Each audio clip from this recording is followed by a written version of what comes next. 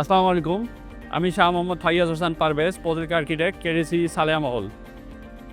আমরা যখন এই প্রজেক্টটা করি আরকি, এই প্রজেক্টটা করার আগে আমরা প্রজেক্টের লোকেশন নিয়ে আরকি চুজ করা নিয়ে আরকি চিন্তা-ভাবনা করছি যে আমরা প্রজেক্টটা কোথায় করব। সেই ক্ষেত্রে আমরা এটা হচ্ছে ধাপ এরিয়া। ধাপ এরিয়া হচ্ছে রংপুরের একটা প্রাইম লোকেশন। এই লোকেশনটা আমরা ফার্স্ট চুজ করি। আমাদের এই লোকেশনের পাশেই হচ্ছে রংপুর জেলা স্কুল আছে। তারপর হচ্ছে রংপুর মেডিকেল কলেজ হসপিটাল আছে। Rangpur can't public school and college আছে।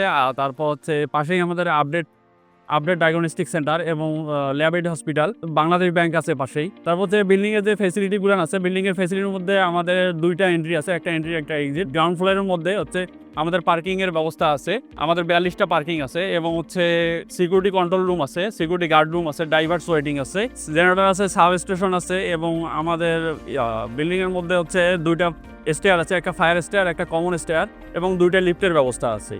আর আমরা ইউনিটগুলান যেভাবে আমাদের ডিজাইন করা আছে সেটা হচ্ছে প্রতিটা ইউনিটে একটা ইউনিটের সাথে আরেকটা ইউনিটের ডিভাইডেশন করা আছে এবং প্রতিটা ইউনিটে 3টা বেডরুম আছে, 2টা অ্যাটাচ টয়লেট এবং একটা কমন টয়লেট আছে, ড্রয়িং ডাইনিং স্পেস আছে এবং প্রতিটা কিচেনের সাথেই হচ্ছে বারান্দার ব্যবস্থা আছে।